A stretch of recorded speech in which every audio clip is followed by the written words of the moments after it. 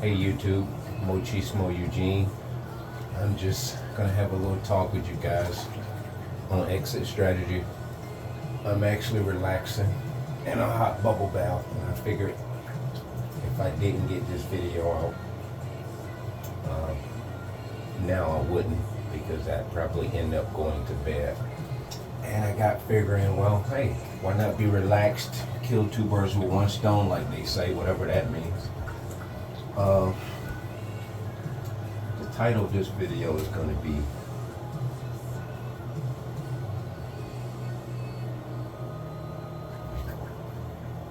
Christians Who Don't Have a Clue About the Demons Within. That's a long title, but Christians Who Don't Have a Clue, for short. And I'll expound on Christians who don't have a clue. Now, I'm a Christian, and that has never been a secret, although I'm not as dogmatic as I've been in the past. I'm not as zealous and overbearing, all of those things that you are when you come to know God. And in my particular situation, speaking of me particularly, when I came to know God and I accepted Christ in my life at a young age, it was something different than it was for me when I accepted Him in an adult age. Most recently, I can say as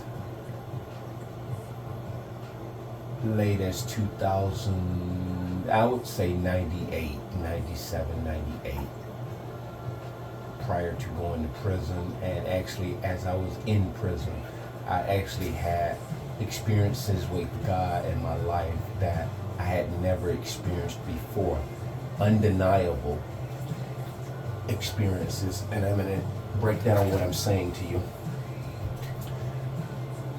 You go through stages as a young child or a young adult, and you accept God in your life in the church, whether you're Catholic, Protestant, Muslim, however you might come to know the faith of your choice.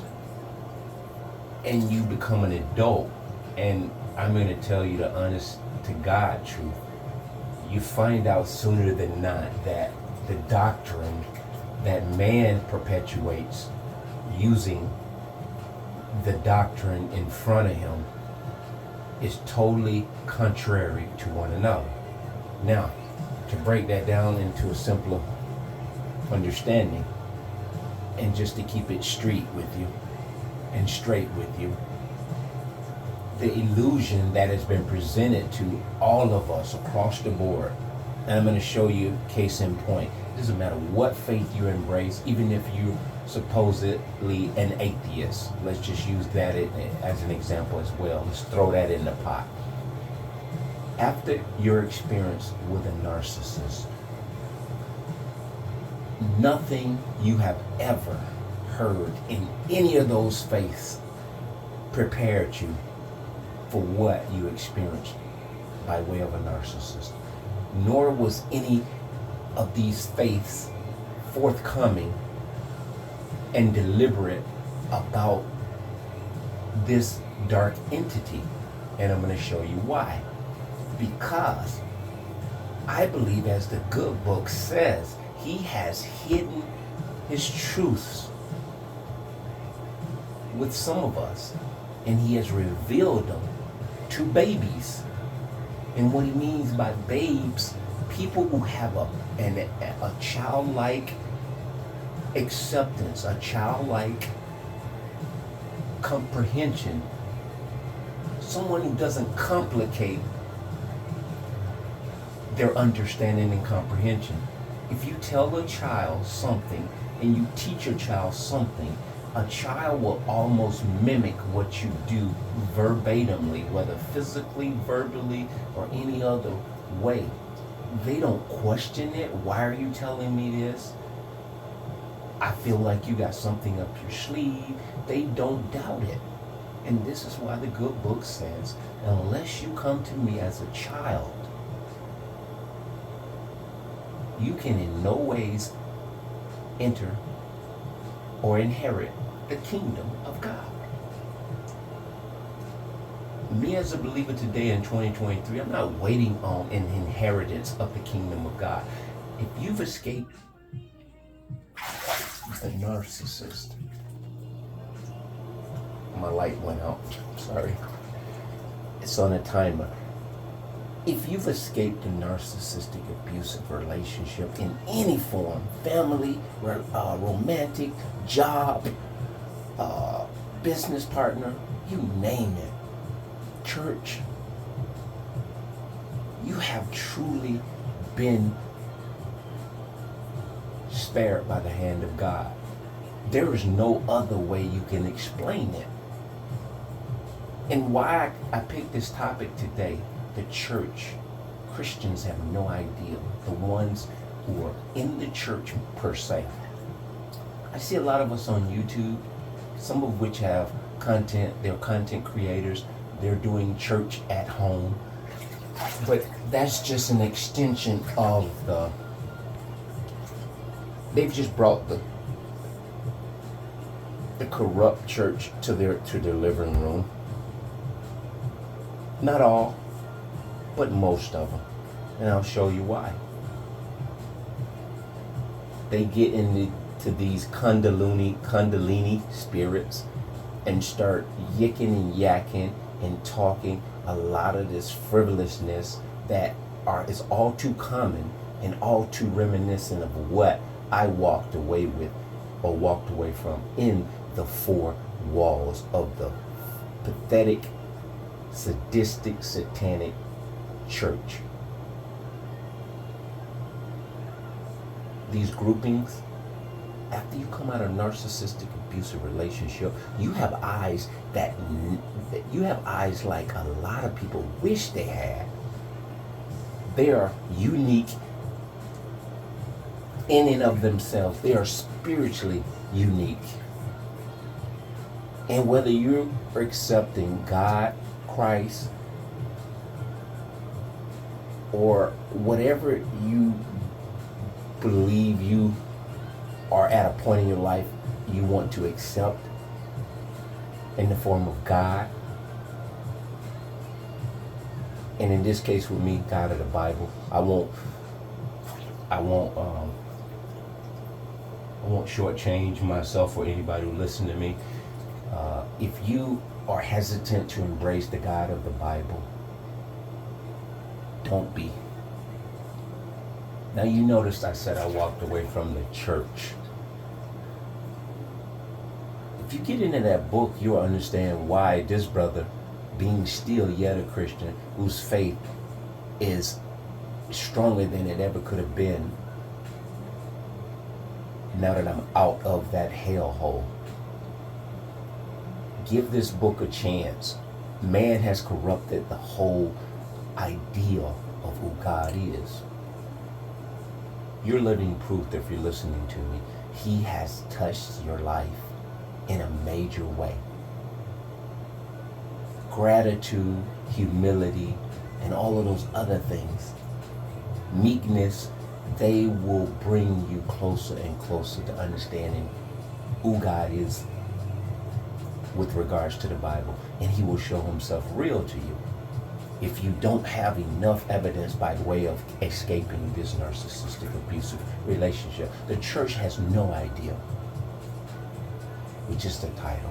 They have no idea about this, and I'm going to show you why. A lot of the churches are either it is church written with narcissists, parishioners, and the leadership is in itself narcissistic. I will encourage you to go online and watch John MacArthur, Grace to You Church, out of Sun Valley, California. He's the real deal. He actually had a sermon one time where he spoke of narcissistic personalities and stuff. And I had been wondering prior to him speaking about it, I'm going to show you how God works. because I had been following him for years, even when I woke up and came out of this narcissistic relationship with this demon. Prior to that, I was leaning more and more towards his sermons online while I was yet going to the formalized church. And even though he has a formalized church in Sun Valley, California, I've never been there. But I happened upon him by some way or another, like I have a bunch of things. Look at the way you stumbled upon these things you stumbled upon, such as YouTube, narcissistic personality disorder. This is no coincidence. You didn't just happen upon this by sheer luck. There's no such thing as luck. It was divine. If you can find another explanation to explain away how you became a Sherlock Holmes and just discover. Now, to say you just knew something wasn't right with the person, that won't suffice. Because if you knew at some point something was not right with the person, why didn't you know it to begin with? Like a lot of us, we didn't know. We took people at face value. And even after I've been involved with this studying of this demonic entity for 3 years, I have encountered a couple of more, as well as, and romantically I'm speaking, as well as borderline personality disorder. I was able to distinguish between the two. And I've spoke before, they don't seem to want to hurt you or cause you undue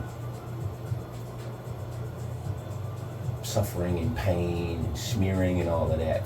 For as I can tell, they hibernate and go their way. There may be some borderlines in your life that got it in with you after the fact, once you went cold turkey on it. But it's always just been just a narcissist. They are a different breed. Now, I feel so comfortable talking about this in my warm bath. My body was aching the last couple of days, and I just have been putting it off because I'm so busy doing other things in and around the house. Haven't took the time to just take a soak. Just lay back and relax and take a soak. 2023, which is not a resolution, but I've actually determined to try to get more and more in shape, both mentally, physically, and spiritually. Spiritually being the first and foremost, in order to get my body aligned with the disciplining of my physical fitness. Because if you're into physical fitness and you're not taking any time out spiritually, it's almost like you're fighting a cause that would never be liberating as what you would normally have it if you had a spiritual center. Now, I'm not saying physical exercise won't yield you any results. Obviously, if you put in the work, you're going to see results. I guess I'm trying to say that will become your new drug or your new addiction. A lot of us are encouraging physical fitness, and by all means, yeah, but I additionally want to add that you should start with spirit. Your spirit man or woman. Once you determine you get spiritually healthy and you get spiritually fit, your body will get in line with your spirit. If your body is physically fit, but you're still dealing with all the traumas of depression and disgust and feeling sad and just not having any enthusiasm about certain things in life, going through day-to-day life, not even seeing any worth in some of the things you're doing, kind of like spinning your wheels. This is why, because the spirit man needs to be, or the spirit person needs to be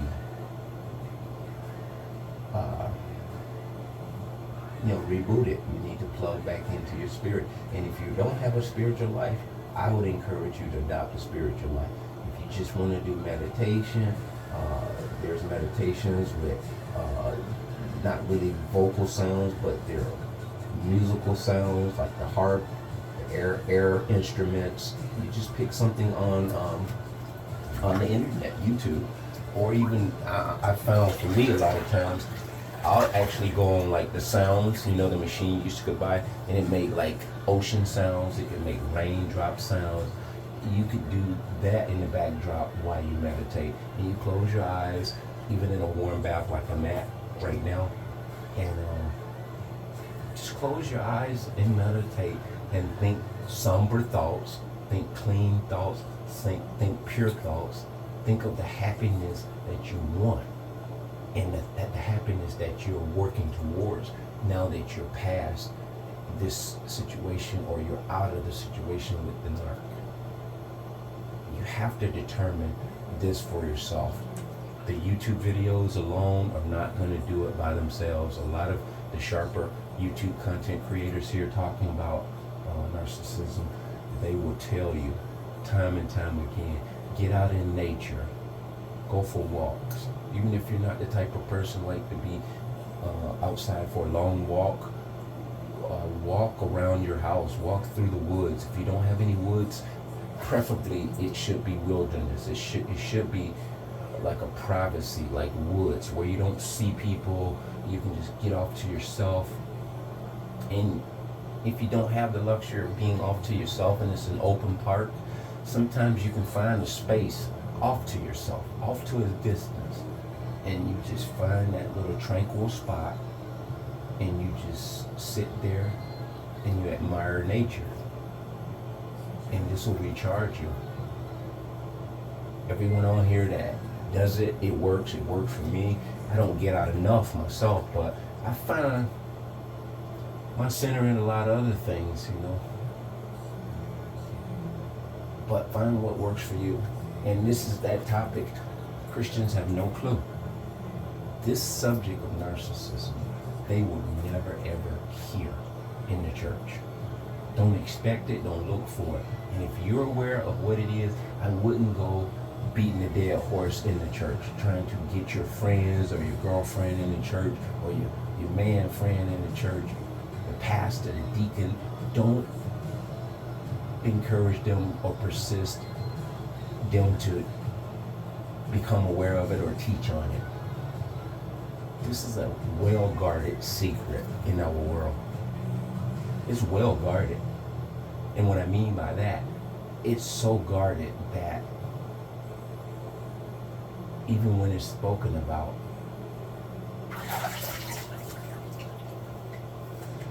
it's allowed to persist, like us YouTube creators. They don't shut us down, but guess what? The world is becoming so much narcissistic. The people who are listening to us, they getting fueled just off the fact that what we're talking about, of how we've been, of our disgust, of how we were done wrong. They capitalize on our sadness, on the moods and the mannerism, and on the emotions that we're putting out into the atmosphere. But mind you me, we are healing through our authentic conversations. Don't get sidetracked with those people. They lurking, they stalking pages. They're doing what they do best or what they do worst, because they're not even good at that. Like God said, He will separate the wheat from the chaff. And remember, all those who say, Lord, Lord, are not of God. And being awakened to what we've been awakened to, like with my case, I met her in the church. And a lot of you guys, I hear comments, you met him in the church, you got married 30-something years. My heart goes out to you. But think about it. God didn't make a mistake. We needed this entity in our life. I don't know all the reasons why we needed it, but apparently, being that God doesn't make mistakes, He allowed us to come out of it. That should be food for thought right there. Sometimes we're like, oh, God wouldn't have let me went through that if He was a loving God. We chose the people we chose. Looking back, God was showing us all through the situation, whereas we were not yoked with this person in a healthy way. But there were some growing pains that we had to go through. And I said it before, and a lot of us on here have said it. I firmly believe you and I were the last chance for the narcissist to come clean with their demonic behavior. God gave them one last chance, and he used the empath to do it. Now when he shows back up in those days coming soon, he's going to show up and show out. So for you guys that are in church, you're in a formalized religion, I'm not knocking it, but there are a lot of us on here have walked away from the church. We've never missed it. We don't feel saddened that we did, but I will emphasize my reason for coming to talk about this. I don't know if you hear a little bit of music playing in the background. Danny Goki, I remember he came on America's Got Talent, or The Idol, I think he was. Yeah, he had a heartfelt story. And Jeremy Camp, these guys got serious testimonies. I actually had a chance to listen to Jeremy Camp here in the area where I live. He came and they played live. I've also seen Mercy Me. I had a chance to get an autograph CD many years ago from Bart, the lead singer, to which I don't know what any of this stuff at right now. I believe the idiot that I married, she threw it away or either took it. They take what they know means most to you. But she took the CD, but she didn't take the experience. She didn't take the fact that I got to know some people that truly were in love with God. Now, a lot of these songs from a lot of these singers that are in Christian sectors, I love them to death, but they're leaning more towards the very thing that we're under talking about. They've been bamboozled. They're serving God as best as they know how, but they don't know they're being bedazzled. But I also believe this: if their heart is genuinely for God, He will be victorious through their life and in their life by way of Him winning this battle over these entities that are corrupting good character. I needed to make this video tonight, and I hope all you out there that have faith in God and are really missing the unity you had in going to church like I do, or at least the sense of the unity that I felt. And looking back, I don't believe everybody in the church is demonically possessed, because I wouldn't feel as genuinely heartfelt emotions of the fellowship if I didn't believe that there were some people with a heart sought after God. But that being the case, I began to listen to Danny Goki tonight and Taryn Wells, just some people I like. Whether you're into them or not, like I say, each and every one of these artists are very, very, very beautiful songwriters and singers. But it's how they move and who they move with. I don't totally subscribe to them like that, but I cannot take away the fact that God has gifted them with a very, very angelic gift of voice and song. So we have to pray and lift these people up, even though we may not follow in the same paths as they're going down. The songs I hear from these people made me miss just the whole idea of being together with some people who are genuinely after God's heart.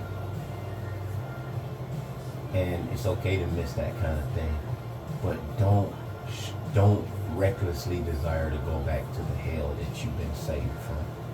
Serve God wherever you're at, while you can, when you can, while you can. That being the case, bless.